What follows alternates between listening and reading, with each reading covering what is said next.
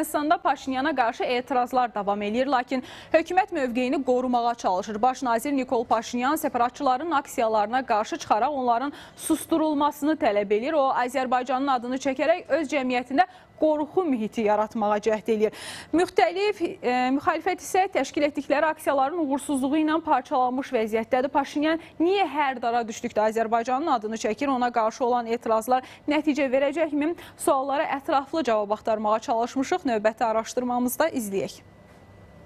Ermənistanda baş nazir Nikol Paşinyana qarşı etirazlar səngimir. Bir aksiya bitdikdən sonra digər qruplaşma fəaliyyətini davam etdirir. İrəvan hökuməti fəaliyyətini sürdürən separatçı dırnaqarası Qarabağ hərəkatına qarşı çıxıb. Baş nazir dırnaqarası hərəkatın öz fəaliyyətini dayandırmalı olduğunu bildirib. Bundan sonra bir qrup separatçı İrəvanın mərkəzində aksiya başlayıb. Nikol Paşinyan komand üzvlərinə deyib ki, onlar küçələrdə çox səs salsalar, bununla Azərbaycanı qəzəbləndirəcəklər. Paşinyan Azərbaycan adından istifadə edərək daxili siyasi rəqiblərini zəiflətmək niyyətindədir. Eyni zamanda o, öz mövqeyini qoruyur üçün rəsmi Bakının gücündən və potensial təhlükəsindən istifadə edərək cəmiyyətini sakitləşdirməyə və rəqiblərini susturmağa çalışır. Ekspertlər deyirlər ki, biz güzəştə getməsək Azərbaycan hücuma keçəcək ritorikası insanlarda qorxu yaratmaq və onu dəstəkləməyə məcbur etmək üçün istifadə olunan taktikalardan biridir.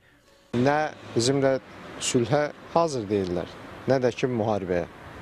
Müharibə istəmirlər, ona görə ki, müharibənin acı nəticələrini 2-ci Qarabağ müharibəsində və ondan sonra gördülər. O, rəqiblərinə xatırladır ki, yeni müharibə, həm də xalqına xatırladır ki, revanşistlərin tələblərini yerinə yetirmək Azərbaycanla yeni müharibəyə səbəb ola bilər və biz növbəti itkilərlə, növbəti fəlakətlərlə üzləşə bilərik. Yəni, bu səbəbdən də o davamlı olaraq Azərbaycandan bir kart olaraq istifadə edir. Paşinyan hakimiyyətinin daxili siyasi rəqiblərinə qarşı sərgilədiyi bu mövqe təkcə onun gücünü qorumağa yönəlməyib, həm də Ermənistanda separatçı meyillərin qarşısını almağa hesablanıb. Müxalifətin ardıcıl aksiyalarına baxmayaraq, İrəvan cəmiyyətində geniş dəstək qazana bilməməsi Paşinyanın əlini gücləndirən əsas amillərdən biridir. Paşinyanın Azərbaycanın adından istifadə etməsi bir tərəfdən daxili rəqiblərini zəiflətmək məqsədi daşıyırsa, digər tərəfdən Ermənistan cəmiyyətinə mümkün senariləri xatırlatmaq üçündür. Şərhçilər bildirirlər ki, indiyə qədər keçirilən aksiyaların uğursuzluğu göstərir ki, müxalifət hələ də güclü bir alternativ ortaya qoya bilməyib. Qarabağ dırnaqarası hərəkatına qarşı çıxır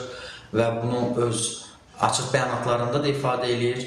Eyni zamanda anlayır ki, bu Qarabağ ermənilərinə çox geniş meydan verilsə, bu Paşinyan hakimiyyətinin sonunu gətirə bilər. Keşiş Baqrat Qalstanyanın da bütün fəaliyyəti fiyaskoya uğradı və onun ətrafında tərəfdarlar toplanmadı və bunun özü də elə Nikol Paşinyanın hakimiyyətini gücləndirən bir amilə çevrildi.